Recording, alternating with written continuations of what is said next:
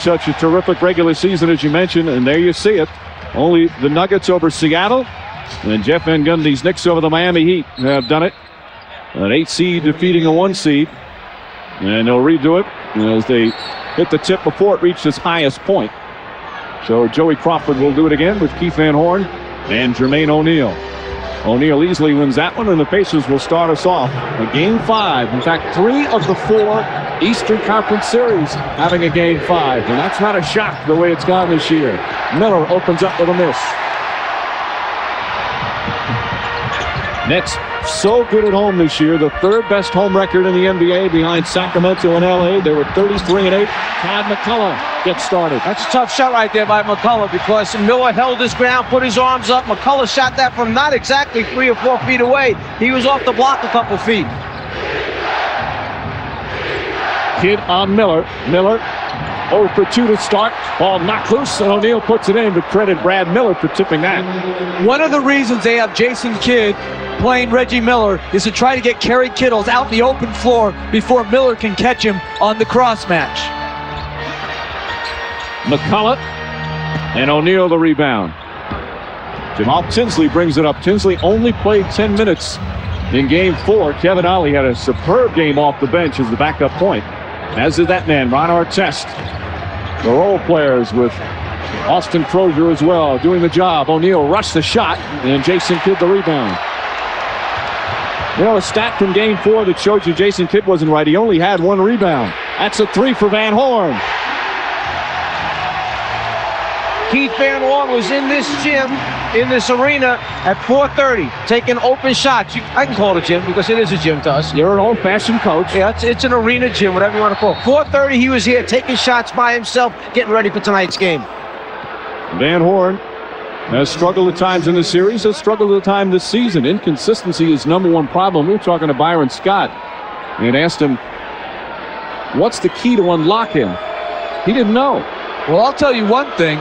I wonder if you're looking for consistency, why isn't he at the arena every game at 4:30? You should have a routine by this time of the year. You shouldn't have to be deviating from what you do. We played like we had that Game 5 cushion. Well, they're playing hard the first couple of minutes here tonight. Kittles on Tinsley, again with Kidd on Miller. Martin does a good job knocking O'Neal a little bit further out. Shot clock winding down, so Miller misses the jumper, and here comes Kittles. Nets looking to run every opportunity. Kittles draws contact and puts it in. 6-0 run. The Pacers cannot get themselves into an early hole. They do not want to play this game from behind. Deflected, still Pacer ball in New Jersey. All 5 starters have scored. That's the way the season's gone. 4 average in double figures. 3 more average 9 points or more. It's the way they've had their success this season. They're one of few teams that win with offensive balance. Most rely on 1 or 2 players to do the bulk of the scoring. Ron Artest, that's a 2-pointer. And Artest, who really was the star player of Game 4, knocks one down. That was actually a travel right there. When he caught that ball, he then hopped with both feet before he got set up for that jump shot. That should have been a travel. Well, a 4-point lead for New Jersey. Martin from way outside puts it in. The improved jumper, a big part of his season this year. You know, if you're Indiana, this big hit's going to come with the crowd and the adrenaline for the home team. You have to weather the storm in the opening minutes. That's a 2 for Miller. Reggie Miller 0 for 3. Van Horn battling, knocks it over O'Neal, and it's going to be Nets ball. You know, Jeff, coaches, assistant coaches have a certain feel for the players on the team, but one guy that may have the best feel of all is normally the trainer, I believe. I think trainers have a great feel for the mindset of the players. They spend so much time with them. Little backdoor cut that time by Kidd, who just happens to save it to Kenyon Martin. And Tim Walsh, the trainer of the Nets, as Kerry Kittles hits the jump shot from the corner. Tim Walsh said today, we're going to win this game tonight big. He said it's the same mindset we had. There's Tim Walsh right there. Same mindset this team had in game number 2. Let's face it, he said that was an elimination game for us. We go down 0-2 to Indiana. We weren't coming back home to New Jersey. He saw it this morning after the practice. He knew they'd win tonight. That's his feeling. Sometimes trainers, as we call Fallon Van Horn, sometimes they have the best feel for a team. They think they do. But I'll say this, Tim has more playoff experience than anybody in the net organization. And he's been through so many playoff deciding games. I think he knows exactly what it takes to win these type of games. Walsh was the assistant trainer with the Knicks for 15 years. He's a Jersey guy. Brad Miller knocked away by Kittles. Tinsley right there to pick it up, but the shot clock winding down. He stepped out of bounds. That may be the last few possessions for Tinsley, and soon we may see Isaiah Thomas go back to Ollie, who played so well in the last game, coming in and replacing Tinsley. Remember, Tinsley does have a bad knee. He's really struggling right now. Kittles on the floater, follows it up to the rebound. Tries it in with the left hand. McCullough's tip won't go. Artest, a quick outlet. Very quick pace in the early minutes. Tinsley just kind of flipped it up there. Kittles for three. McCullough keeps it alive right to Tinsley, and Miller releases. And Reggie Miller with a slam. He looks over at Derek Stafford. He felt there was contact.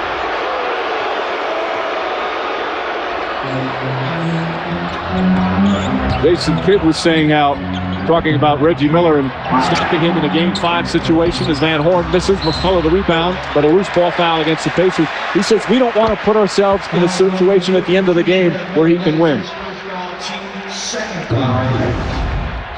This is a long lead pass, Tinsley to Miller, and right here, Miller figures on the dunk. There's got to be contact here as Kittle challenges the shot. The officials felt no contact, play on. Looks like he got him on the top of the head. Inside, calls the foul.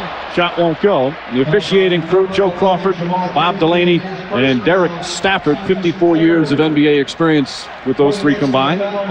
One of the things I think we'll see a little bit more of tonight is Jason Kidd involved in pick and roll situations. Normally, the Nets offense relies on movement, passing, reading the cuts determined by how the defense plays you.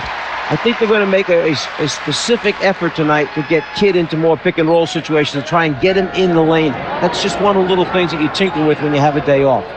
Tinsley the foul, his first. Kidd spoke to the team yesterday. Byron Scott says only about 3 times during the year did he step up and talk to the team as a group. He did it yesterday, and part of his message was to be aggressive, but also just play your game. Don't try and do anything that you don't normally do. 8-point lead for New Jersey. A very quick start. Artest struggling with his dribble. Miller falling away. Miller, the Brad variety, with a rebound. Reggie's just 1 of 5.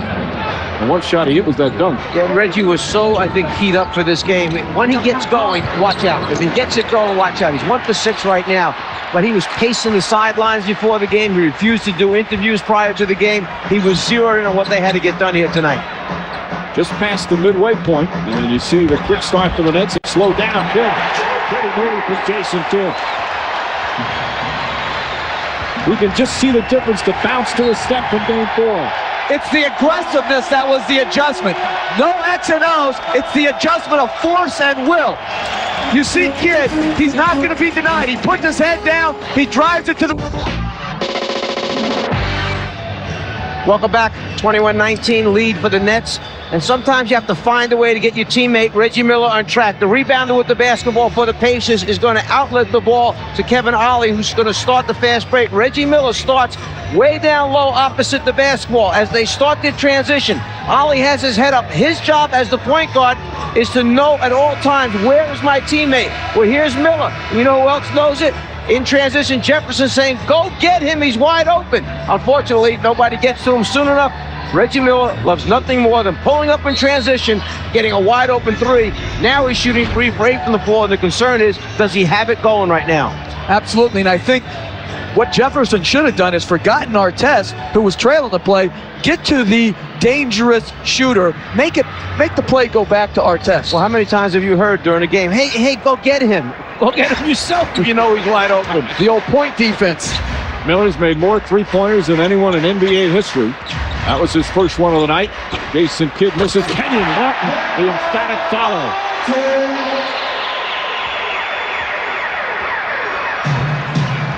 That's the danger. Ron Artest is guarding Kenyon Martin right now when they're playing a small 4-man. So when the ball's up on the board, he's overmatched.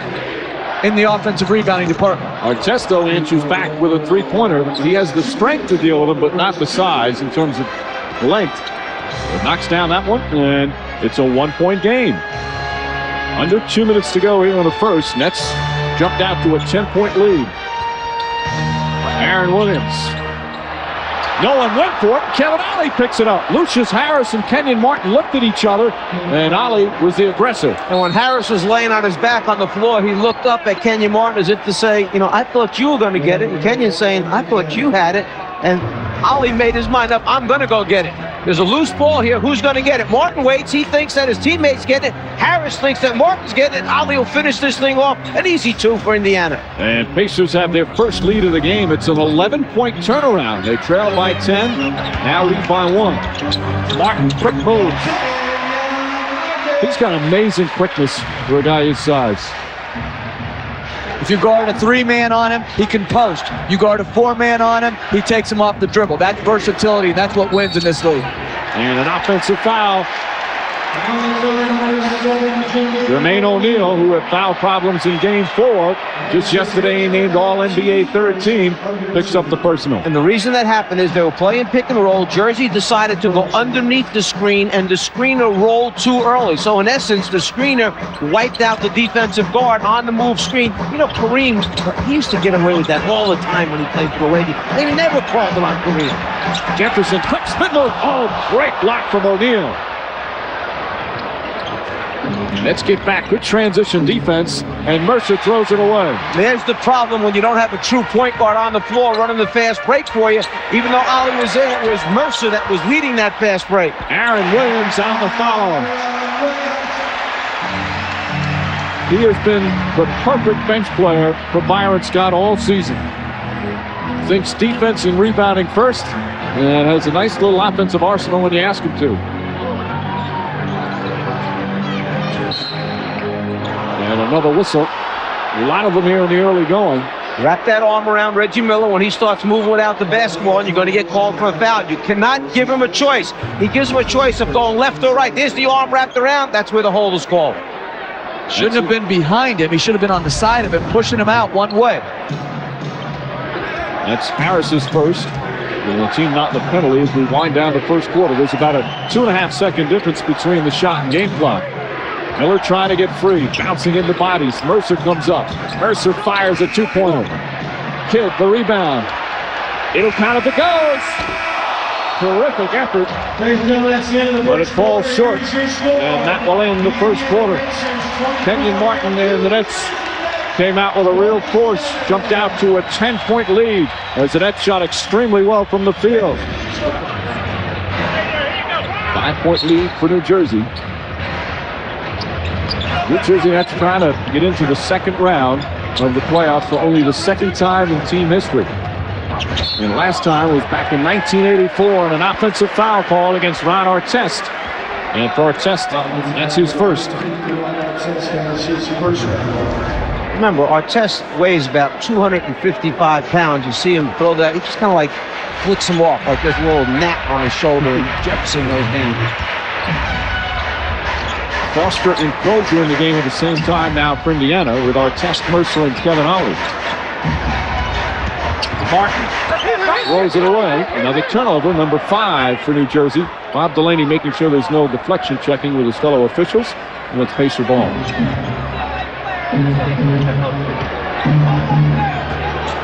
Again, Jeff Foster's got to realize Martin's a left-hand driver. Personnel tendencies are so critical in these games. You've got to take away what players do best. That's what studying tape and looking at the scouting reports does. Martin deflects it out of bounds. 7 seconds left on the shot clock. So after that quick pace, game's kind of slowed down a little bit, and the intensity on the defense picking up.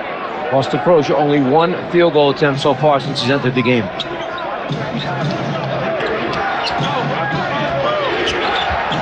Artest gets inside, struck the foul by Anthony Johnson. Johnson picks up his second, and the Nets with their second team foul. And they've matched up Kenyon Martin against Crozier, probably in response to him having such a good game 4. I think that's an excellent move. Make sure you don't let him out of the box early. Yeah, because after O'Neal had that huge first game in game number 1 for Indiana, they took Kenyon Martin and put him on Jermaine O'Neal, and then Jermaine had 2 very, very subpar games for him. Well, obviously he's their stopper against front court defense. Ollie puts it in. Kevin Ollie, who last year didn't play big minutes for the Sixers in their playoff run, but he played important minutes. That experience helping him here in this first round. When he came into this league, he could not make that jump shot on a consistent basis. So it's good to see someone who put so much time in it rewarded with some success. How about the shot from Lucius Harris? When Lucius Harris came in the league, he couldn't make that shot. He can shoot from outside as Mercer comes off the screen. Good open look. And Ron Mercer knocks down another. Mercer now 3 of 4 from the field. Yeah, he looks like he's got his stroke going tonight. So maybe you run a couple more things for him, see if you can get him a couple more baskets coming off screens. Mercer, remember, he averaged almost 20 points a game, granted for the Bulls last year, but he can score. And Harris puts it in.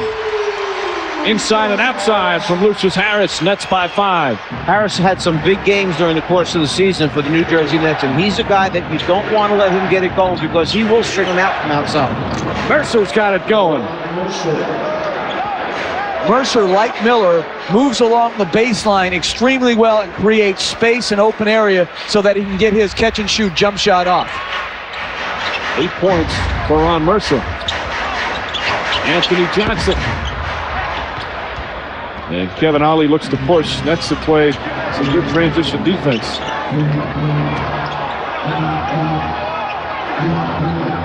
Ollie looks over to Isaiah Thomas to figure out what play. They want to go to Mercer again.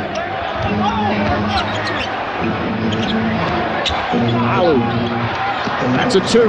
Ron Mercer, really a big spark off the bench. He has the last 6 Pacer points, and he's the first player in double figures. He's got 10. It was so good to see because Mercer was double teamed, so he gave the ball up like he should, and then just by Ollie driving the seam, they ran a draw and kick, and Mercer got the jump shot anyhow. Behind him, a little bit late, a little bit low. Miller did a good job, Reggie Miller, of just coming up with the basketball. Kittles with a tough shot.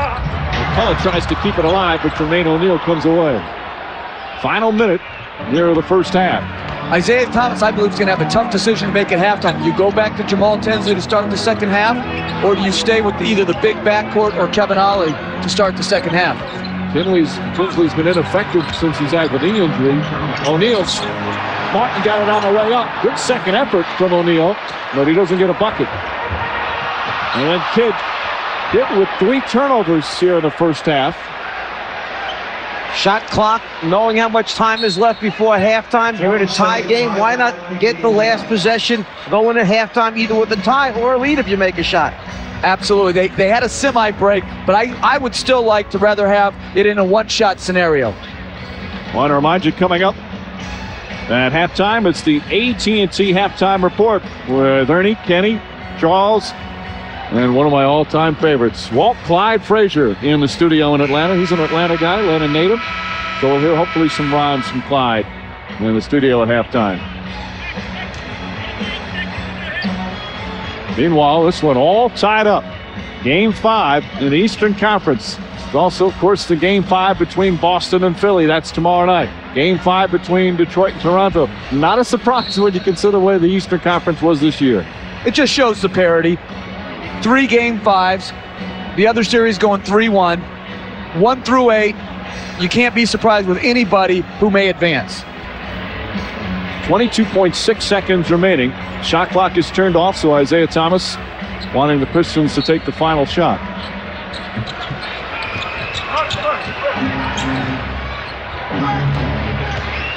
Kevin Ollie continues to get big minutes.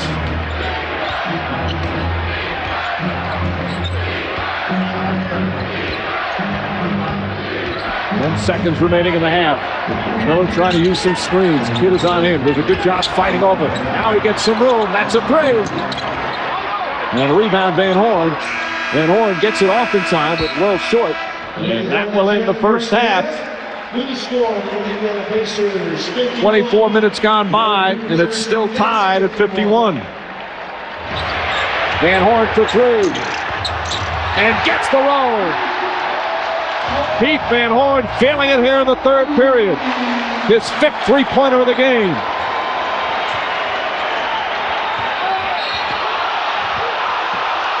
And a foul against Van Horn, who gets hit with a technical foul. An unlikely reaction from Keith Van Horn. And foul on number 44, Keith Van Horn. That is his third. There's also a technical foul. Let's take a look at the foul. Reggie's running that little UCLA or rub cut. Van Horn stands in his path to try and pick up the offensive foul. Disagrees with Joe Crawford's call. Joe Crawford disagrees with his reaction. Most of the time, I hate to see players take technical fouls. But if it's that type of emotion that makes Van Horn that aggressive on the offensive end, I think Byron Scott will take that trade-off. He's been emotional and aggressive all night long, but again, you get these games, it might come down to just 1 point. And it's a point you're just giving away. Well, again, it goes back to understanding who's officiating the game, knowing who the officials are, what you can say, what you can't say, how you can react to certain calls. Shot clock winding down. O'Neal stripped by Martin, and a foul on the way up. And Joe Crawford, and we've talked about this during the playoffs, he's one of the premier officials and has been for many, many years, but he's known as an official who gives a very quick tee. He doesn't listen to a lot before he tees you up. Kenyon Martin tries to reach in and strip O'Neal of the balls. He turns it right there. From Joe Crawford's angle, he thought it was more arm than ball. Martin, his 3rd foul. Jermaine O'Neal, 10 points, 5 rebounds. Great balance in scoring from the Pacers. You have Mercer with 14, Miller with 13, Brad Miller and Ron Artest with 12, and now O'Neal with 11. That's terrific balance. It is, and that's really what the Nets have been known for throughout the year. Tonight, they're getting the scoring primarily from Van Horn, and the Pacers are getting the balance. And the Pacers perfect from the free throw line, 10 for 10. Game is tied again, just under 5 minutes remaining in the third. Indiana is shooting 57% from the field. O'Neal deflects and comes up with a steal. Again, the Nets do a good job at transition.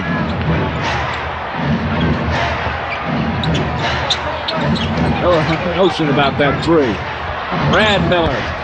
And Brad Miller hits another. He's got 14. You know what I love about that play? Brad Miller had the ball in the post on his unpreferred block. He threw it out, stepped out, set a pick and roll, and got it back and got more of a shot that plays to his strength. O'Neal has not gone for Martin's fakes. That jump hook. And a loose ball foul is going to go against Indiana. Jeff Foster complaining. Isaiah Thomas smiling as Foster picks up his first 13 fouls.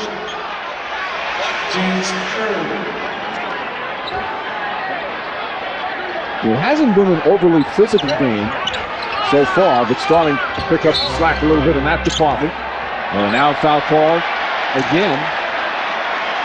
It's against Brad Miller. That's his third, the 14 foul. I was almost tempted to say at the beginning of the second half that the first half kind of moved quickly, moved along. Weren't a lot of stoppages in play. Now all of a sudden we're seeing a lot of whistles here take place. Things are heating up. We have a very close basketball game. I'm not sure if now is the time to suddenly tighten things up so much. Timeout Pacers. 2-point lead for Indiana. Game 5 to decide who moves to the second round. His greatest game. And East Rutherford, New Jersey, watching a Game 5. As a sports fan, there is nothing better than a deciding game in a playoff series. We've got 2 of them tonight. Mr. Stern right next to him there, sneaking in the picture.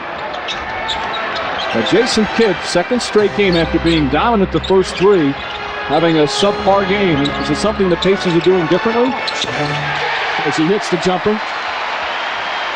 I don't know if they're defending him any differently.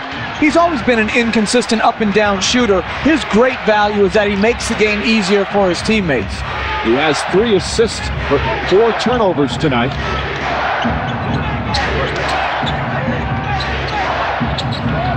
Shot clock winding down. Kittle's on Brad Miller, who wanted to take advantage of the height advantage and took a bad shot. Kidd, good aggressive move inside. And a rebound, a jump ball. Aaron Williams getting involved with Brad Miller and Kenyon Martin as well. And Williams will jump it up with Brad Miller.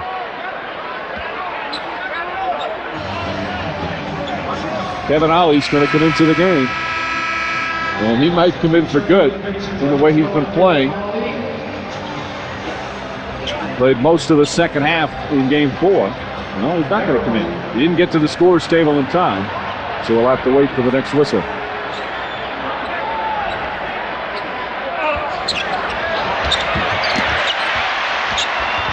Kittles gets it. That was a tough pass. He caught it from behind, gathered himself and made a nice play. Nets back up by 2. Kittles has been quiet tonight, just 6 points.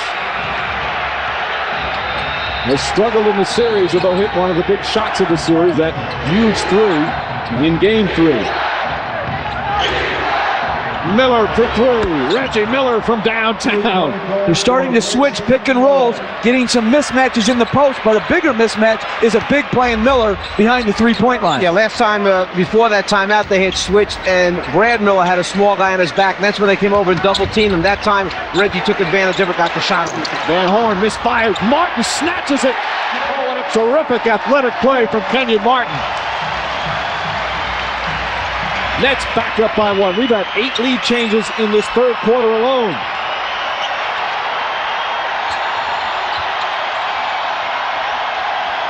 Ron Mercer. And Kidd goes flying in for the rebound. Here come the Nets. Kittles for 3.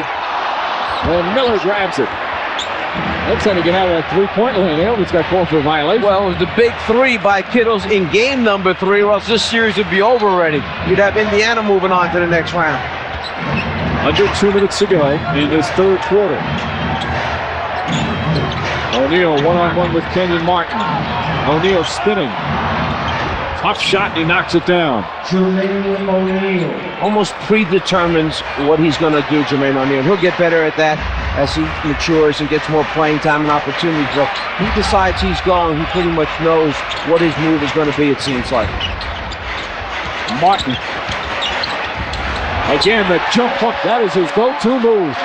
I'm going to say it once more.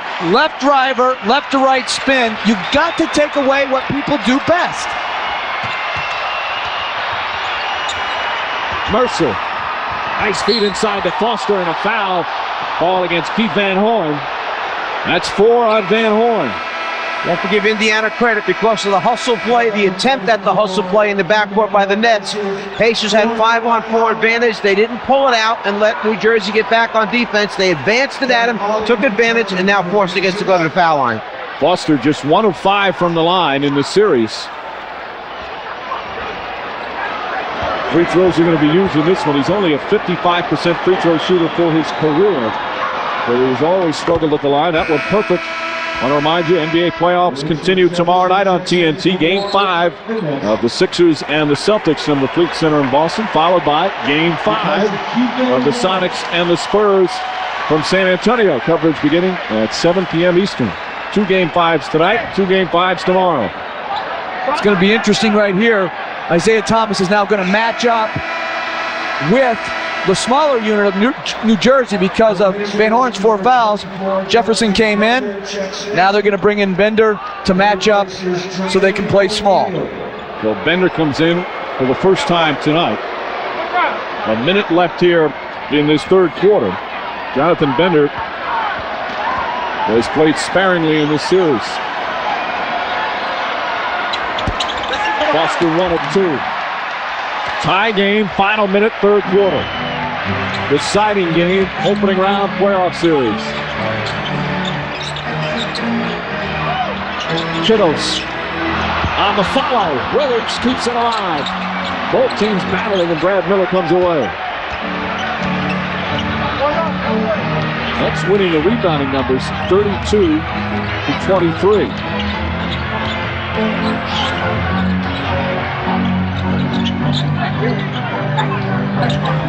Bender, nice feed to Foster, and a blocking foul call on Aaron Williams, and Foster will go back to the line.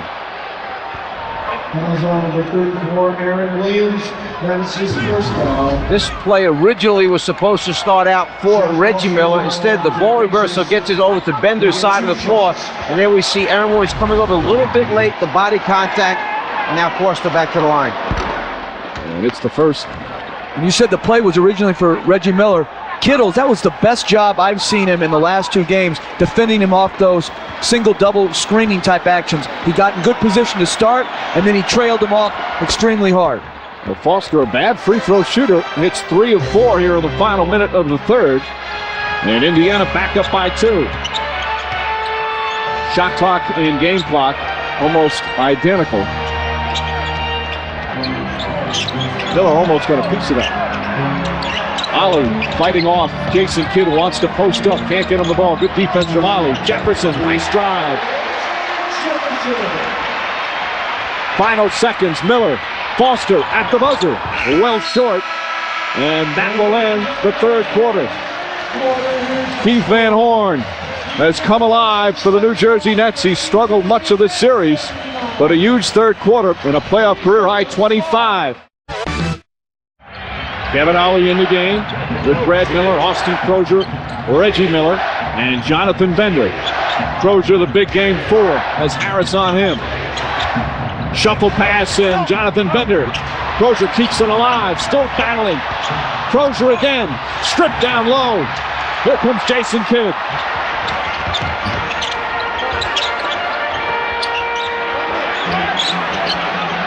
Martin, and a foul on Crozier. First team foul, third on Crozier. I think Jonathan Bender's minutes will be very limited in this fourth quarter, and I'm not sure Jason Kidd will take a rest the entire second half. Ron Artest sitting right now with 4 fouls, and Jason Kidd misses the jumper. Miller the rebound. Kidd just 3 of 10 from the field. A couple of shots here for Reggie Miller if you're Indiana right now. Seems to have a good feel right now for what's going on if you can just get a clean look. We got some looks on the pick and roll. I'm surprised they haven't gone back to that where they got the switch they wanted. Ollie can't connect. Aaron Williams, quick outlet. Pacers get back in a hurry.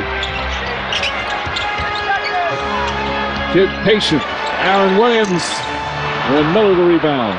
Good job of transition defense. Ollie had the ball. The next big man back supported Ollie. Got to get those big guys back against great quick point guards that run those one-man fast breaks against you. Miller off the screen. Line drive way short. Reggie didn't like that shot after he shot it. Here comes Jefferson. The rookie draws the foul. Richard Jefferson will shoot 2 as Jonathan Bender commits the personal, his first. And Jermaine O'Neal comes back in the game. Knowing where your teammates are, advancing the basketball, then let your teammates finish the play off.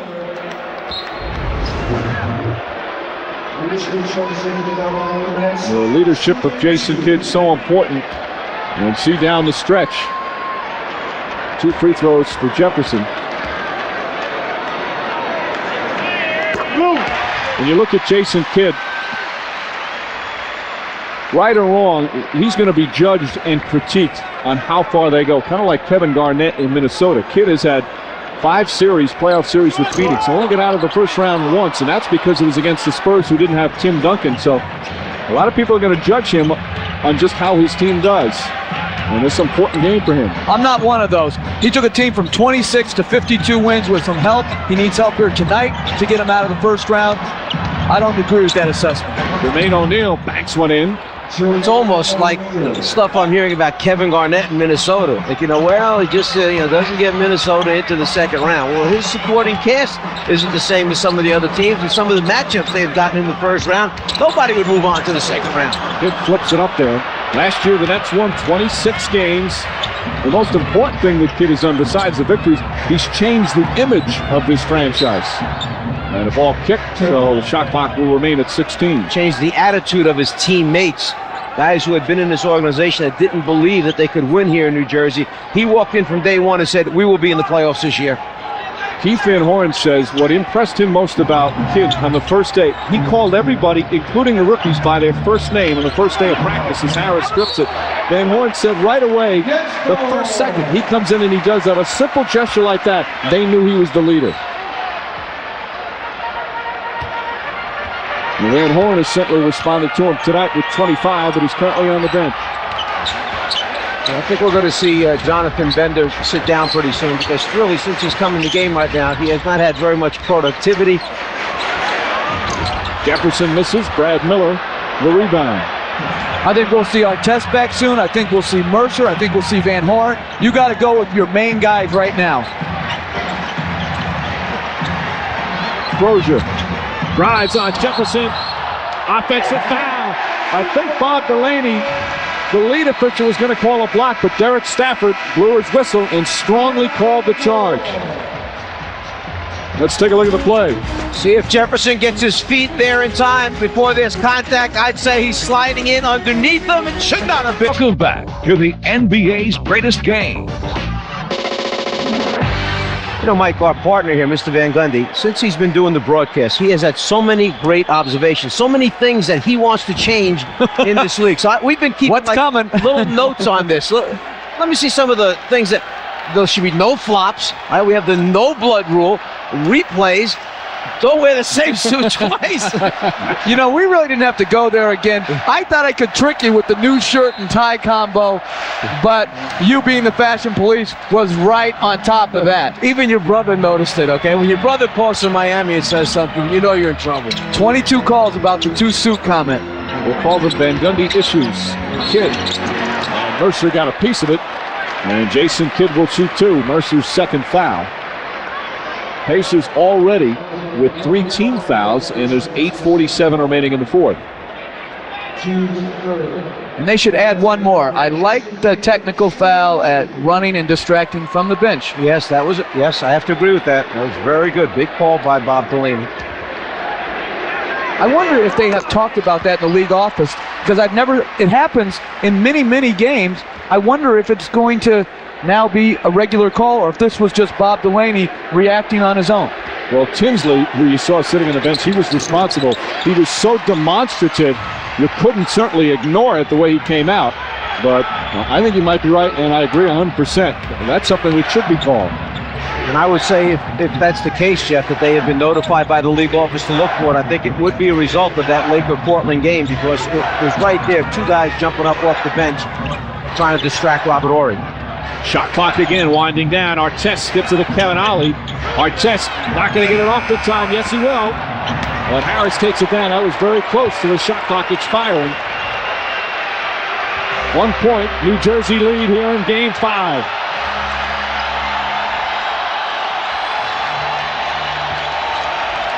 Van Horn has Artest draped all over him. Martin, Kenyon Martin, big shot. He's got 22. As Artest and Van Horn get tangled up. I love that Bob Delaney didn't do the double foul. It would have been both players, Van Horn and Artest, 5th foul. Understanding the magnitude of the game, Bob Delaney lets it go. O'Neal and a foul on Aaron Williams. It's only the first team foul against the Nets and the second on Aaron Williams, and Reggie Miller comes in. Ollie will sit down. Reggie Miller returns. Miller hearing the boos as he does in every visiting arena. I would rather, if I was the coach, to hear no boos for him. He seems to get excited by booing. Jason Kidd with the steal. Kidd always says his best offense is his defense. Lucius Harris off the mark. So much made of Jason Kidd and his flash. He was All-NBA first team named again, but first team defense as well.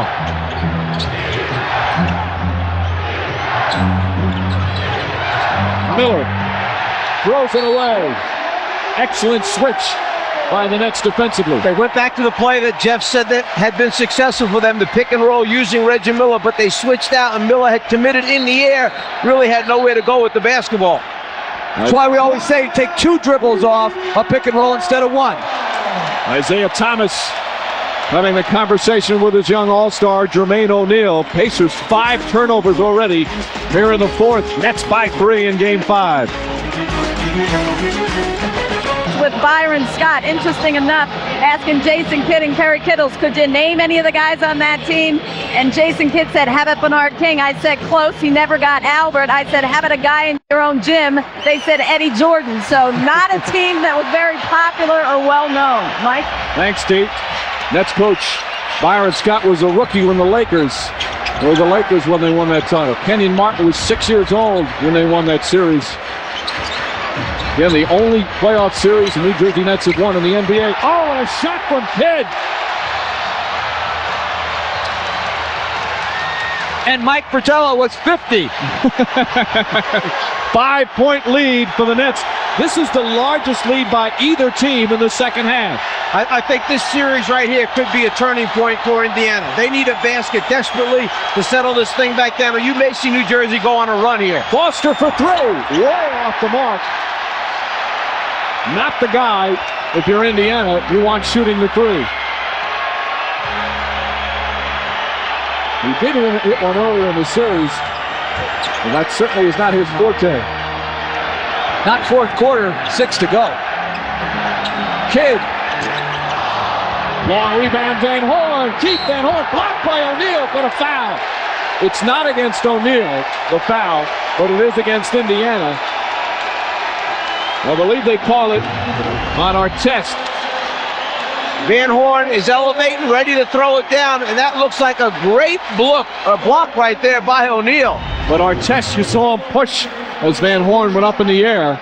And Keith Van Horn with a chance to add to his game-high 25.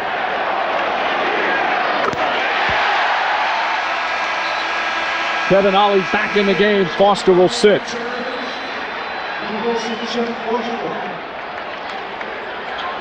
The game has gotten away from Indiana right now. Isaiah Thomas, I think, senses that. He's changed the lineup. He's gone small. Artest is now the 4-man against a very big front line for New Jersey. Keith Van Horn having the type of game that Byron Scott envisions having on a more consistent basis. 27 points for Van Horn, a 7-point lead. And Martin kicks it out. Shot clock at 14. It's interesting, that time Jason Kidd gave Reggie Miller only one way to go, and that was out that side. He wasn't going to let him change directions. He put his body up against him, played between Miller and the basket. He said, you're not going either way, you're going one way. Offensive foul. Jermaine O'Neal on the screen. That's his 3rd. And that's what happens when your best shooter is trying to get free and his teammates are trying to set better screens. Kidd makes him go one direction. As Kidd tries to slide through, you see O'Neal step up and into him, and that's the foul call on the block. And the intangibles of Jason Kidd. Nets now with the momentum, but still plenty of time remaining. Over 5.5 to play in the fourth. Kidd, tough shot. Ollie may have gotten a piece of it. Van Horn falls, and Kidd right there for the follow. Ron Mercer hit his head and is slow getting up. Isaiah Thomas said to us before the game, I think the key to this game is us being able to keep Keith Van Horn buttoned up. He said he's like a genie in a bottle. We don't want to let him out tonight. That'll be the key. And we said, who was going to get in the lockdown mentality first?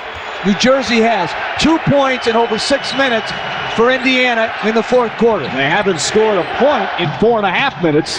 And the Nets defense have forced 6 fourth-quarter turnovers by Indiana. Nets haven't turned it over in the period. Artest, hard drive to the basket. On Artest with a very big bucket. It's one of the few times that we've seen Indiana try to put pressure and go at Van Horn, who's had such a huge game. Maybe they should have gone at him 3 or 4 times in a row so they could put him on the bench with fouls. 14 for Artest, and finally Indiana gets on the board. Williams to Van Horn. And a foul. Ron Artest will be done. Artest, another strong game, 14 points, 5 boards, and 4 assists, but he's fouled out.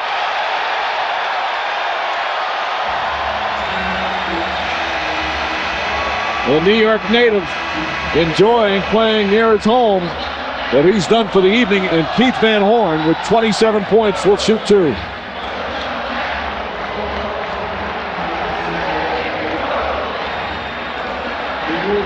Austin Crozier will replace Artest.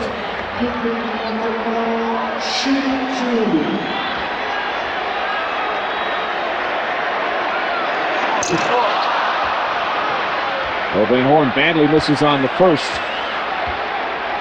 You see in deciding games, tied at half and after the third. That was the case tonight. 3 times. We'll see who emerges victorious in this one. Van Horn misses 2 free throws. Free throws going to be so big down the stretch. He's had a marvelous game. One of his rare mistakes tonight.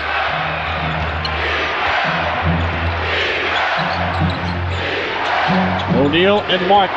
Kittles looking to help. Ollie gets inside and blocked by Kerry Kittles. Jermaine O'Neal not even close, and Van Horn the rebound. There's still plenty of time. 6 seconds left when he shot that ball. Kidd didn't have the numbers, so he brings it back out. The number 1 seed having to go the distance here in the first round against Indiana. Van Horn flips it up. Aaron Williams the rebound. Brad Miller couldn't get a grab on it. Martin had to put it up with the shot clock winding down. And here come the Pacers. Under 4 to play. 7-point New Jersey lead. Miller for 3. Puts it in. Reggie Miller again. Again, in transition, instead of putting his head all the way under the rim to receive the pin down, he got it very high, which opened up the 3-point shot. The first points of the 4th quarter for Reggie Miller. But he still has 3:45 to try some more heroics. The number 8 seed, the Pacers, trying for the upset, hanging in there. A major factor right now. Indiana has already gone over the limit for fouls. So every time they foul New Jersey, they'll be shooting at a total situation. Jersey only with 1 personal foul here as Jason Kidd hits the jump shot. Kidd with 8 points here in this 4th quarter. He's found a perfect time to come alive offensively. Crozier steps back. Van Horn got a hand in his face. And Brad Miller with some good hustle. That was a great range rebound by Brad Miller. Came from all the way on the other side of the floor. Crozier stepped out of bounds. Another turnover here in the 4th quarter. The 7th for the Pacers in this 4th quarter. It's either the 2nd or 3rd time a player has stepped out of bounds now for Indiana tonight. Coming up on 3 minutes remaining. Nets clinging to a 6-point lead. Van Horn for 3. Way off, and Brad Miller the rebound. Reversing roles. They put Kittle out on the point and brought Jason Kidd off the screen down. Pacers still very much alive. Kevin Ollie, hard to the glass, blocked for the foul. Martin got a piece of it, but also a piece of Ollie, and Ollie will shoot 2. Kittles gets caught anticipating that he's going to throw a pass to his right, Kittles left, and it gives the wide open lane there coming down. You think maybe that arm went out a little bit to fend off the defensive player, but instead Ollie got the call. Ollie has now made his last 23 free throws in a row. His last 18 in the regular season, 5 for 5 in this series. Knocks down another. He played briefly with the Nets last season, split it between New Jersey and Philly, and now back as an opponent, hitting 2 clutch free throws. 4-point game, 2.5 to play.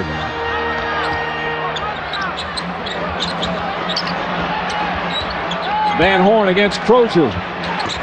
Too strong, and O'Neal the rebound. Pacers trying to become just the 3rd 8 seed to eliminate the number 1 seed. O'Neal backing in against Martin. Pump shot, won't get the roll. Hard rebound by Crozier, and he's fouled on the way up. Austin Crozier will shoot 2 huge free throws. These are 2 teams that you see going after every loose ball. You mentioned before about Brad Miller running out to the sideline to come up with that rebound, that bounce. They understand there's 2 minutes left right now. Somebody's season is going to be over. The competitive spirit for both teams is unbelievable. Obviously, Crozier struggled so far tonight, but he's an excellent free throw shooter. Again, free throw shooting, keeping people off the line, and then rebounding miss is so critical. Crozier 85% from the line during the regular season. But a big miss there. The lead for New Jersey remains 4. Now it's 3 with 2:04 to play. Jason Kidd having a big fourth quarter.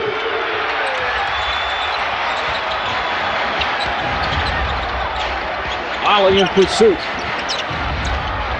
Martin makes his move. Bumped by O'Neal. Feed to Kittles. Aaron Williams wide open. And Brad Miller falls in the rebound. His 13th rebound of the game. Pacers down 3 with a minute and a half to play. Miller. That was a collective sigh right there. And O'Neal fouled, trying to back in. Jason Kidd was guarding him on a switch. Jermaine O'Neal draws the foul. And for the New Jersey Nets, just their 14th foul. This is because Martin switched out on Reggie Miller. You got Kidd playing behind O'Neal. O'Neal was going straight to the basket that time. So instead, the reach around foul by Kidd. On that last play, the fear of Miller's 3 caused the Nets to switch out Kenyon Martin to prevent the 3, and it left the point guard guarding a third-team All-NBA player in Jermaine O'Neal. It just shows you the fear teams have for Reggie Miller and his late-game three-point shooting. Remember, only 1:20-second timeout remaining for Indiana. When they got in that last huddle, Reggie Miller tried to change it to a 20 and keep the full, but the official said, no, too late. O'Neal. Kittles goes to double. O'Neal powers in. Tough shot, and it's a 1-point game. A 10-2 run right now for the Indiana Pacers over the last 4 minutes. What was a 9-point lead has been cut to 1. Kidd the jumper. Puts it in. Jason Kidd, another big bucket. Jason Kidd just answered the challenge. The challenge that they posed to him was, we're going underneath this screen. You have to shoot a jump shot to beat us, and he made it. And Kidd now with 10 points. There's a 3. Miller won't go. Fight for the rebound. Kittles comes away and gets it out to Kidd. That is exactly the shot that Reggie Miller has beaten so many people with. Still plenty of time for the Pacers. Kidd a jumper. Crozier the rebound. Quick outlet. Half minute remaining. And Isaiah Thomas will use his final timeout. It's a 20-second timeout with 26.4 seconds remaining in the game. 20 left on the shot clock. And Indiana will have the ball. First, let's go back and take a look at the challenge that they posed to Kidd. Watch the defensive player, Ollie, go underneath the screen. Kidd has to stop, pull up, and get the look. They only have a little space before O'Neal shows, but he makes it. Now here's Reggie. Jason loses his footing. That's about as wide open as he's going to be and about as dangerous as you could ask for if you're New Jersey, but Miller misses the shot. Jason Kidd cannot cheat those screens. He's got to stay attached to him. Run him into the help. Make him put it on the floor. Jeff, let me ask you. They had 1:20-second timeout, which they just used up. They had a transition opportunity right there, Indiana. Instead, once Miller got over, he called for the timeout. Would you let him go and transition down 3, or do you want that timeout right there? Well, I think he's much more dangerous and much more likely to get a quality shot off in transition, but they may feel a little bit uneasy with Kevin Ollie, who just came in the trade 2 months ago, getting what they wanted. Now, because they're out of timeouts, do they have to go for the 3 now? No. But all the strategy must have been explained then in this last timeout, because that's it. Miller coming off the screen. Van Horn switches. Miller tries to get the foul, and he does. Van Horn goes for the fake, and 3 free throws coming up for Reggie Miller, one of the premier free throw shooters in the history of the NBA. You know when there's a great shooter, you switch on to him. The idea is to stop him from catching the basketball. Here comes Van Horn. There's the switch out. He switches out late. Make him go back door. 2's not going to beat you. But why would you leave your feet in this situation? Go straight up, make him shoot it over the top of you. You got him way back behind the three-point line. What a smart player Reggie Miller is. The shot fake off the dribble pickup is very difficult to keep your discipline and stay down, especially late in the game. More players should use that move. Miller 19 of 21 from the line in this series. Van Horn is fouled out. How about the pressure of these free throws for Reggie Miller? He always embraces these type of situations. Timeout, New Jersey. And now Byron Scott will call timeout. 18.7 seconds remaining here in Game 5. Reggie Miller, 2 free throw conference all season long, the #1 seed in the playoffs. I'm going to watch Reggie Miller take 2 more free throws with a chance to tie this game with 18.7 seconds remaining. In his 11 previous years of being in the playoff, Reggie Miller has taken 713 free throw attempts, not counting this series. He's 20 for 22 in this series now. He's shooting 90% from the foul line. His former teammate, Byron Scott, icing him. He probably doesn't think it's going to work, but the net players on the last free throw have to make sure they don't lose concentration because of his great free throw shooting ability and block out. Oh, Miller missing the free throw, and the crowd delirious. 2-point game, making a 1-point game. Again, the Pacers out of timeouts. So you got to foul immediately now. They're going to take their timeout. Byron Scott decides whether he wants to take the ball on the baseline or take it up over the half-court line. Obviously, if you could pick your poison, you want the ball to go into a certain guy's hand, maybe a poor free throw shooter or a rookie like Jefferson, and try to foul him, but it doesn't always work that way. You take the foul quickly, and then in the timeout, I'm sure that Isaiah mentioned to him, realize how much time is left and what the score is, because whether we're down 2 or 3 makes a big difference on what we're going for when we come back down. They have no timeouts left. They got to keep the ball out of Kidd's hands. Make someone else prove that they're a clutch performer. Kidd gets it right away, and Kevin Ollie fouls him right away. Jason Kidd from the free throw line tonight is a perfect 7 for 7. That was absolutely too easy with 18 seconds in your season to get the ball in. Just too easy. Kidd in the series over 80%. This season 81%. 2 big free throws here, but even if he makes both, it's still only a 3-point lead with 17.3 remaining. Plenty of time for the Pacers, but they are without timeouts. Amazing how an entire season can come down to who makes free throws. And you asked the question earlier, why was he brought here? This is why he was brought here. This 4th quarter is his time. He has the last 7 New Jersey points, 11 of his 22 here in this 4th quarter. 2 clutch free throws from Jason Kidd.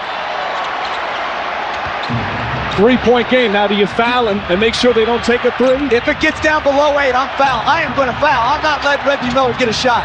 Kevin Ollie goes in and misses a 2-pointer. Rebound and a foul. Jefferson grabbed it, and he'll shoot free throws with 5.1 remaining. Ollie made a good play. He saw that the outside passes were covered to the perimeter for a 3, so he saw the clear lane. Reggie Miller had changed directions along the baseline. Kittles is lost for sure. Now he's got the rookie on him, Jefferson. Reggie following the ball, hoping that it might take a long bounce. And you know he was running right back behind the 3-point line if it bounced long to him. Jefferson, 2 big free throws for the rookie. And not even close. Still a 3-point game. This is the crucial one to make it a 4-point game with 5.1 remaining. If he misses, by the time they get to half court, they must foul. They cannot risk it. Misses both.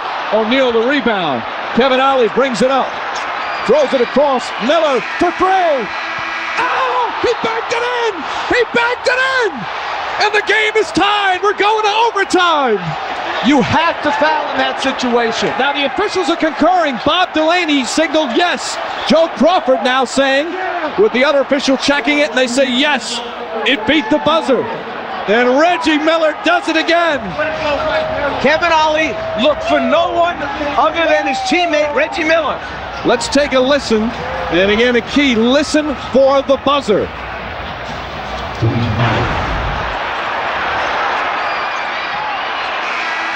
Oh, that's very, very close. It's such a tough call when it's that close. Again, instant replay. Bring it back. Let's go. I agree, but the loudness of the crowd makes it almost impossible. Right. The place was just in an uproar. The ball is in his hand. The red light, to me, the red light is on behind the backboard, which means right there, the game should be over. If you're taking a look, this is what they follow. That red light, there's the zeros up on top. It's already over. The ball's in Miller's hands. When the official makes a call in this instance, they try and get in the right position where they can see the release of the ball and that red light. It's very hard. You almost have to be in a perfect spot. So very often the official listens to the buzzer. That's the best way where you can watch the release of the ball and hear it. You're not watching two things simultaneously. And listening on the buzzer in that one, it appeared that the ball may have still been in his hand. If you rely on the buzzer, that is so hard to do. The crowd is so loud. How can you possibly do it? And then the official is not in the perfect spot to look at the red light going off. We just saw Commissioner Stern. He has mentioned that they are going to look at instant replay and if it has a place in our game. And I think it certainly has a place in our game in last shot situations. I don't like it that a team can work so hard like New Jersey, officials working hard, and then not have the tool of modern technology. This is no statement against the quality of officials. These are the best officials we have here. But as Miller turns and banks this thing off the glass, there is a split-second difference between when it was out of his hands versus when the red light came on and the clock was at 0-0. Bob Delaney's in his 15th year in the league. He's worked a lot of big games. He's one of the better officials. It's a tough call. It appeared that the ball may have still been in his hands. It's an impossible call when it's that close. They can't be sure if they were right or wrong. Derek Stafford, the third official, he was also one of the officials in that Baron Davis game that just happened last week when Charlotte and Orlando played. You must be saying, what am I getting involved in? But Jersey's got to gather themselves here. It's over. They've got to move on. They've got to regain the momentum. O'Neal misses, and here comes Kidd. 5-minute overtime. The game 5 coming to an extra period. Jason Kidd had a sensational fourth quarter. But again, the Nets decided not to foul in those final seconds. Instead gave Miller the chance for that three. That's a 2 from Kidd. And Brad Miller the rebound. Artest was fouled out. Van Horn fouled out. There's role players on the floor that are not used to these situations, like Richard Jefferson, who missed the 2 free throws. Miller, the floater. Reggie Miller puts it in. And the Pacers get the first points of the overtime. Ron Artest is fouled out, but cheering on his teammates. Do you see a lessening of energy by New Jersey coming out? Suddenly there's a drop-off, a little disappointment because they can't believe anybody's going to make that kind of shot. But it's important right now they regain their focus, just like Charlotte did to win their game as Williams jumps in with that jump hook. Baron Davis got that team together after the shot was taken away from him that would have won that game. Instead, they regrouped in overtime, went on to win the game big. And Aaron Williams, a journeyman, a role player, but a big role player for the Nets, ties it up. Miller trying to draw another foul, flips it up, does not get the roll. Martin battles a rebound and a reaching foul called on Jermaine O'Neal. In the overtime, it's the 4th team foul, sends you to the free throw line and the penalty. I think a great substitution by Byron Scott to get Lucius Harris in the game. More experience, better perimeter shooter. The New Jersey Nets had a 9-point lead with 5.5 to go in regulation, and now we're in the extra period.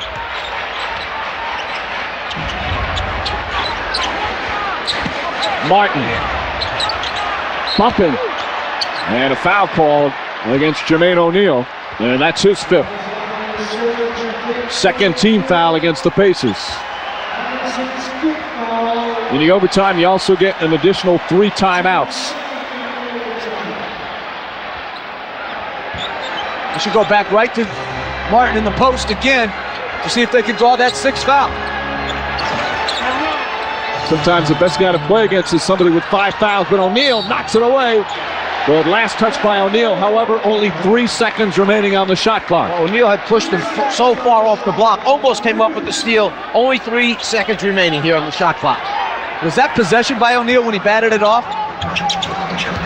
Kidd has to put it up.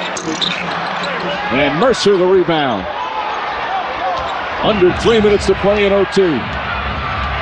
I don't care whether you call Reggie Miller or Mercer the small forward here, but they've gone now with a lineup of Ollie, who they like for the ball handling, Mercer and Miller, who can make shots for them. Mercer fires and puts it in. Ron Mercer with a big game, 16, and for the first time in the series, the team has reached the 100-point mark, and they needed overtime to do it.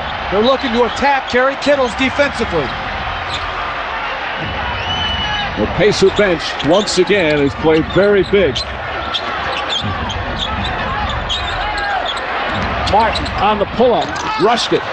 Brad Miller, good boxing out with his 15th rebound. You can see that time Jermaine O'Neal took away that left drive by Martin. He made him go right, took one dribble, pulled up and shot that jumper. They're just going to straight isolations against Kerry Kittles. He's got to take the challenge. Miller right back to Mercer. Here comes Mercer. Inside, tough shot, no, offensive foul. Mercer picks up his third, and he's shaken up on the play. As Mercer turns the corner on Kittles, the next net coming over on the defensive rotation is Jason Kidd, who just gets his feet planted outside the restricted area. Huge defensive play from Jason Kidd. That's down 2 with the ball. NBA's greatest game. They've gone to overtime in the deciding 5th game. Reggie Miller, the huge 3 to tie it at the end of regulation. Can the Pacers become just the 3rd, 8th seed to knock off a number 1 seed? All those intangible things you talk about, character of people, the will to survive, understanding that this is it. You're going home or you're going to go on to the next round. All those small things show up in these kinds of situations. Martin again with that quick shot, and he gets the roll. We're tied again. 24 for Kenyon Martin.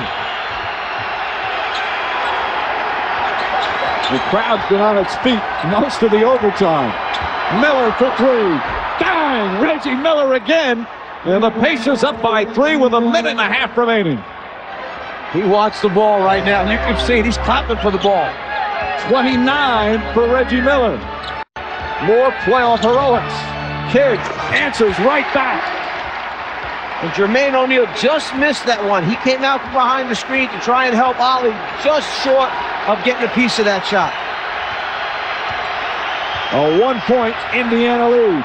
Here's the switch out to prevent Miller's catch and shoot. Williams knocks it away. Harris double teams. Ron Mercer hits some big shots and hits another.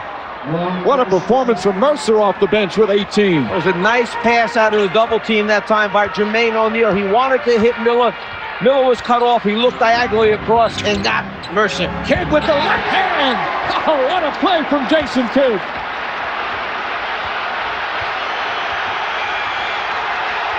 Final minute. Game 5. 1-point game. Kidd's got to stay attached. Kevin Ollie on the pull-up. Way short, and Kenyon Martin able to grab it, and a foul on Brad Miller, whose momentum pushed him in. For the Pacers, only their 3rd team foul, so no penalty yet. Nets ball with 29.9 remaining. Now, this is a shot Reggie Miller is used to making. This floater, when you get up in the air and you're kind of like off balance, Miller's made 100 of those things, but for Ollie, that's not the norm. And they changed the matchup. They put Mercer in. Martin with the slam on the Kidd penetration. Nets back by 1 with 26.2 remaining.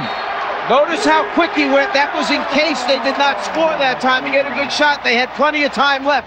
It's the Nets' turn to take the lead. 1-point advantage, 26.2 remaining, so 2.2 difference between game clock and shot clock. You see the timeout situation. Nets with a foul to give. Understanding that we have 26 seconds remaining in the game, Indiana has a full 24. You can get the ball inbounds now, get your people situated, and you have plenty of time to run screens to get the guy that you want to get the open shot. That's Reggie Miller. But my second choice right now is Ron Mercer. If they gang up on him, look for the next pass to go to Mercer for the open shot. And sometimes it's not the first shot that beats you, it's the second shot. So they've got to do a great job in blocking out. They got the switch they want. O'Neal against Kidd, and a foul. They had the foul to give. So the Pacers will inbound with 18.8 seconds remaining, still trailing by 1. Now, if you run the same exact play, are you going to get the same switch this time? I wouldn't. It's got to be Jason Kidd. You are a great defender. You stay attached. 1 possession, 1 stop, and you're advancing. And that's one of the reasons they're the number 1 seed is because they've been able to make stops. They've got O'Neal and Miller on the same side of the floor. That's where they're going to play from. They go back to O'Neal. Martin right up on him. O'Neal spinning, stolen by Kenyon Martin. And then the foul on Jermaine O'Neal. Kenyon Martin with a terrific defensive play, and he'll shoot with 8.2 remaining. O'Neal is fouled out. Martin becomes the aggressor even though he's on defense right now. He's not going to let Jermaine O'Neal take it. Once he feels the ball is brought down low, he's got those hands in there. He wants to get a deflection before O'Neal can run that drop step spin move into the middle of the lane. Now, Martin is not a great free throw shooter. In the series, he's 71%. During the season, just 68%. Here tonight, as you see, 2 for 3. Again, we could be in the same situation. Indiana has still a timeout. But if they make both and they decide not to take it on the push up the floor, New Jersey has to foul to prevent the 3. That, of course, if Martin hits them both and misses the first, it's still a 1-point game. Huge free throws. Remember that huge deflection in the Philly game when Derek Coleman got his hand on the missed shot, tipped it back out again. Martin hits the second, and Isaiah Thomas will use his final timeout right now, and they'll advance the ball. You know that Reggie Miller is the primary three-point threat. Austin Crozier can hit a 3, and Ron Mercer capable of hitting a 3. But just the fact that they're a threat may open up that 2-point shot for them. They just got to tie and get to the next overtime period. If the 3 is open, pull the trigger and shoot it and run off the floor when it goes in. And they can't go for Miller's pump fake, which will get them on the line. They've got to stay down if they switch out. No fouls to give. Miller gets past Kittles. Miller inside with the slam. Reggie Miller ties him with 3.1 remaining. The Nets have a 20 left, and Byron Scott will use it now. Exactly what Coach Fratello just said. They were so worried about the 3 that he drove it to the rim and he got the dunk. It's exactly what they wanted opened up. And Reggie was smart enough to understand we only need 2. There he is jumping out on the 3, and he goes right around Kerry Kittles, who uses up no time off the clock and trying to stop him. That's the threat of Reggie Miller. They're switching out on him. Don't let him get started on a 3, but play defense for goodness sakes instead of giving him a clear path to the basket. And the Nets grateful for the new rule this year. There used to be a 20-second timeout. You could not advance the ball. Now you can. And they'll get it in their front court by the 28-foot line with 3.1 remaining. Plenty to get off a quality shot. Ollie back in the game on Kidd. He's got to keep him in front and make him shoot the ball over the top.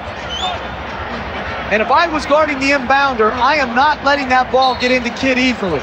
So you play on the top of the inbound on his right hand and force him to throw it to the corner. You tell him, he says they seem to want to bring Kidd out to the top all the time. Neither team with timeouts remaining. And both teams in the penalty. Martin to Kidd. Kidd makes his drive, puts it up. No good. Double overtime.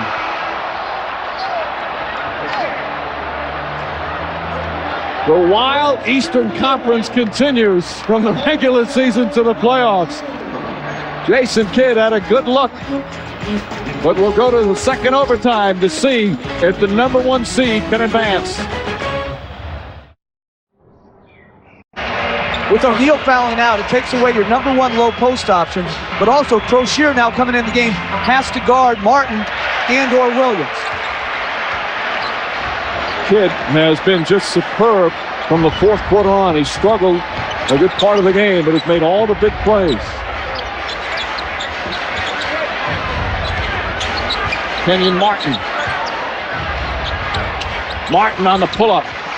Harris keeps it alive. Fight for the rebound. Still lost. And Crozier comes away. As long as Crozier keeps fighting Martin that way and makes him come out 10, 12 feet off the low block area, you can live with that. Miller hit the big 3 at the end of regulation that may have come after the buzzer, but it sent it into the first overtime. Mercer, quick shot. Rebound knocked loose. Last touch by Kidd. Pacer ball. Again, they switched the initial pick and roll, but it left them vulnerable on the second shot. Brad Miller, size advantage over Kittles. Kidd comes over the top. It deflects off his hand, out of bounds. Same scenario in the overtime on the 4th team foul. Plus you get 3 more timeouts.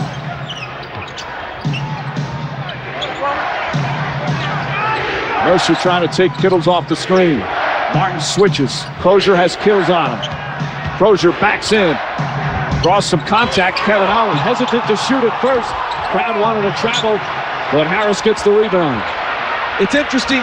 Here comes Kittles, draws the foul, and one. Bad foul for Mercer, and Kittles with a chance for a three-point play. It's bad transition defense. You should never give up a layup like that in this particular situation. And it was interesting to see the hesitation in Ollie. In game 4, he didn't. He shot it freely. Here, Kittles touch foul. You got to put the guy on the line for 2 free throws there. There can't be any touch fouls going down the stretch of these games. I didn't know who Ron Mercer thought was going to pick him up running down the floor. Ron Mercer was running down the center of the floor, and you had Kittles out in the right lane. You got to push out and find him. Mercer's played a solid game, but made a bad decision. Nets by 3 here in the second overtime. Miller, the 3. Won't go. Martin the rebound.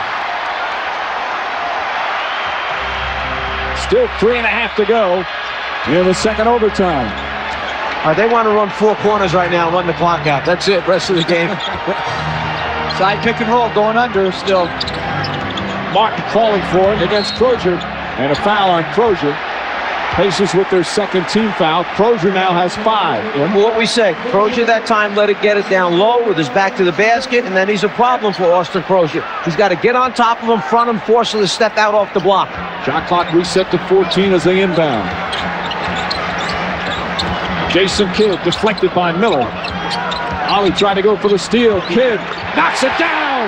That's the same shot that could have won it for him at the end of the overtime. Instead, it gives him a 5-point lead in the second overtime.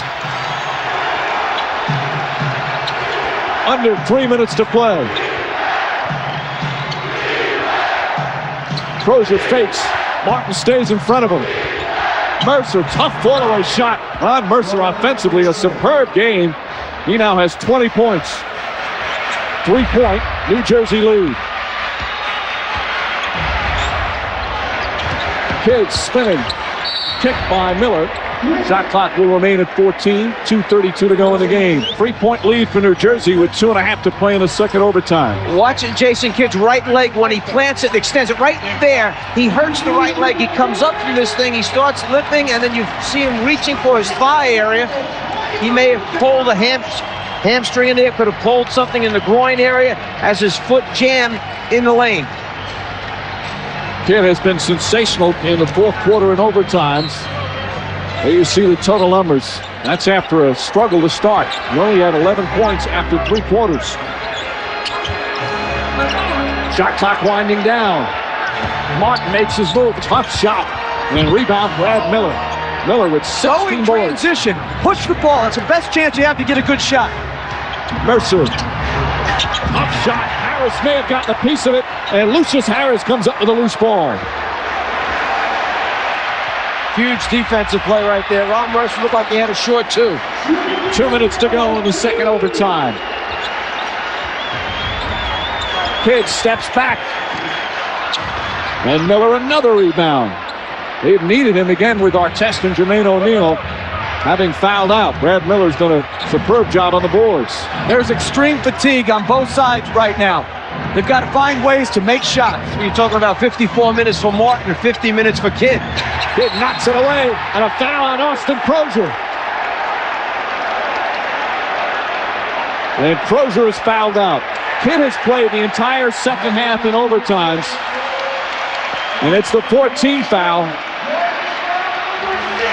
Jason Kidd is not going to just stand behind him. He peeks to the outside and then runs around to the inside to get a piece of that ball. He knows he's giving up a lot of side, and then he goes down on the floor. And like I said, he's only in his 51st minute of this game.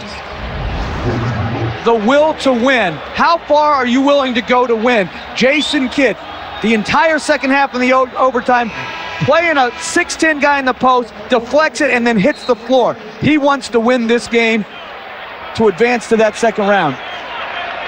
Courage and will. That was only the third team foul, so the inbound with 1.5 minutes remaining. Nets leading by 3. The number 1 seed. Mercer got a piece of it. Brad Miller touched it last as he goes crashing into some cameramen along the baseline. We've seen how important an entry pass can be. Sometimes with the fatigue setting in all these minutes, we saw Reggie Miller throw a bad entry pass at the one end that Kidd stole, and that one right there, almost a bad entry pass by Harris. Shot clock at 10. Kidd looking to make his move. Shot clock winding down. Kidd has to put it up. Oh, he puts it in. Ollie right in his face. And the Nets back up by 5. 31 for Jason Kidd. You look at his face, he looks exhausted. He is. A minute remaining in the second OT. Offensive foul. Another illegal screen. This one, Jeff Foster. The problem that's happening is Kevin Ollie is not going from side to side so that he has a good look at the passing angle to Miller. Jason Kidd is going over the top of all these screens. That's why he's called right here. As he goes over, there's the left hip into him, and he goes down on the ground. You've got to get in a slot to be able to make that pass if your offensive guy is going to fade to the baseline. Just under a minute remaining in the second overtime. Still timeouts remaining for both teams. Nets have a foul to give. They'll have the ball. A 5-point lead. They were chanting MVP for Jason Kidd during that timeout. He certainly has played like one here in the overtime and fourth quarter. He's cramping up, according to D. Lynham, and Timmy Walsh, the trainer, trying to help him out. Took a shot there as he went over the top of that from the left hip. Hit him in that leg area, which is so vulnerable to be injured or bruised, but I don't think with 56 seconds remaining, it's going to keep him in the game. We saw the 51 minutes the Kidd has played the entire second half in overtimes. And wisely taking time off the clock as the MVP chants continue. Kidd finding Martin. Martin, tough shot. No, offensive foul. He lowered the right shoulder. And Martin called for the foul. That's the first Nets turnover in 26 minutes. They've really taken care of the basketball. You can see Martin as he gets the one-step advantage now, takes the right shoulder and moves in to the defensive player. Offensive foul. Kevin Ollie with 35 seconds remaining. Pacers down by 5. Miller fighting over screens. Harris bumped him. Brad Miller. Reggie for 3. And Kenyon Martin the rebound. They foul him immediately with 20 seconds remaining. Kenyon Martin will shoot 2 free throws with the Nets leading by 5. That was a nice job by Brad Miller that time. He took the ball, had nowhere to go with it. He drove the ball to the middle of the floor and hoped that he and Reggie Miller were on the same wavelength, hoping Reggie would back out and spot up behind the 3, which Reggie did. But remember, in that situation, when you're down 5, you need a 3 and a 2 or a 2 and a 3. Doesn't matter which way you get him. Martin missed a free throw earlier that helped the Pacers tie it up, force the overtime. Knocks that one down. Kenyon Martin, 28 points. 6-point lead with 20.1 seconds remaining. Pacers still have a couple of timeouts, but they're in a big hole right now. Martin with 2 clutch free throws, and it's a 7-point New Jersey lead. The Nets right now with a comfortable 7-point lead with 20.1 seconds remaining in the second overtime. I say comfortable, but Reggie Miller has worked some miracles before. Of course, against the Knicks, had that 8 points and 8.9 seconds in the 95 playoffs. But it would be some kind of miracle finish if he could pull this one out. Well, in that game that you just spoke about, we lost concentration. Quick 3, couldn't get the ball in. Another quick 3, and then the untold story is we got fouled because Sam Mitchell thought they were still down, and we missed 2 free throws. Then we fouled Miller, and he made the free throws. Nets, by the way, have a foul to give. And they still have 1 timeout left. Kevin Ollie drives. Williams all over him, taking a lot of time. He stepped out of bounds. And that may do it. 7-point lead, 15.2 remaining.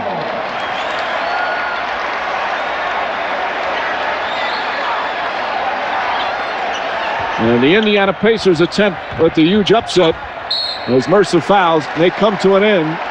Lucius Harris will shoot 2, although I don't know if you can say huge upset in any Eastern Conference playoff series this year. Mercer his 5th foul. 14.1 remaining. And Kidd's still bothered by the cramp.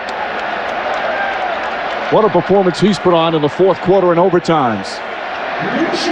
The Nets hold on. They'll face the Charlotte Hornets starting game 1 here Sunday.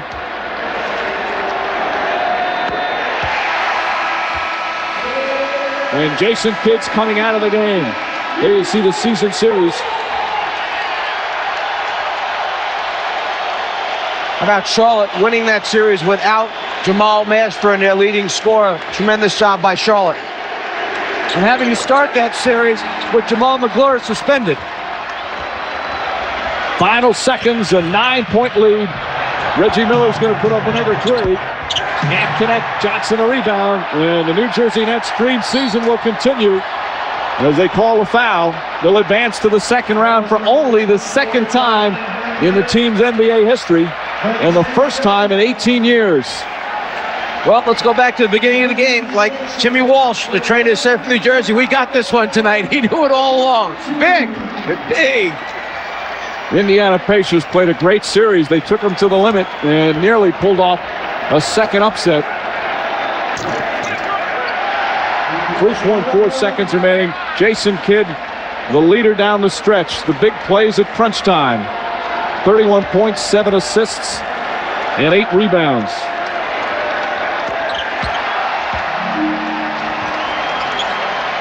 They needed double overtime to do it, but the number 1 seed advances to the second round.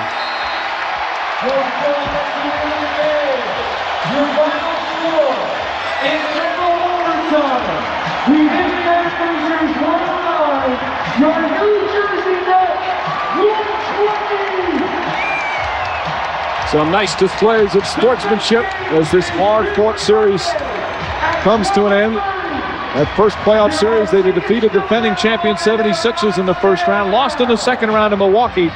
This time, these current Nets will play the Charlotte Hornets in the second round. Jason Kidd, a spectacular performance, and he's with G. Lynam. Yes, he is. He's getting a lot of congratulations from a lot of people, including Reggie Miller. Jason, I know you're exhausted. The hopes of an entire franchise rested on your shoulders in a double overtime elimination game. I don't know, just what went through your mind time and again as this one seemed like it might slip away? Well, Reggie's, anytime Reggie is involved, he's always going to make the big shot. And I was like, man, I hope we're not like the Knicks, because he always comes back to bite them. But, it was a great game on both teams. Nobody gave up. We just fought, and we got lucky and won tonight. I know yesterday that you had talked to your teammates and challenged yourself as well to come out with a different kind of intensity than Game 4. How proud to see the Keith Van Horns, the Kenyans, and all of them rise to that occasion. They were the ones who carried us today. Kenyon and then Keith came out huge tonight and showed the world that he can play at a high level. And we're going to need him throughout the series to help us advance. And, we got a tough opponent coming in Charlotte. They're playing extremely well, so we got to get ready for them. I once asked you where the will to win comes from. You look like you were struggling physically. Are you all right, or is it just you were leaving it all out on the court? Well, chasing Reggie is no fun, and I can see why Kerry gets tired. But, my body started to cramp up at the end. But it was do or die. I can rest, rest of the summer. But I just didn't want my teammates and us to give up. This was a great opportunity, and we got lucky, and we move on now. Last thing, and we talked about this morning, that the reason you were brought here was to elevate this franchise to places they haven't been in a long time. Satisfying for yourself at this moment? Well, it is, because, a lot of critics talked about, this team has had question marks from day one, and, everybody talks about that, Jason's not going to get them past the first round. He takes an early exit. So we've always had something to prove, and this is just another stepping stone for us to grow as a team and get better. Jason, it was a great game to watch, particularly to watch you. TJ, take care of your dad for us. He has to get in bed. It's past his bedtime. Thanks, Jason. Mike? All right, Dee, the number 1 seed survives. They hold off the Pacers 3-2, needing a double overtime victory in the deciding Game 5. So one incredible buzzer beater and a dunk with seconds left to force a second overtime wasn't enough from Reggie Miller, as Jason Kidd had a playoff career-high 31 points to lead his Nets to the decisive victory. The Nets would advance all the way to the NBA Finals that season, but they'd be swept by the Los Angeles Lakers. Thanks for watching. Hope you enjoyed another episode of Hardwood Classics. You have entered the Steam Room, the podcast that has taken over the world.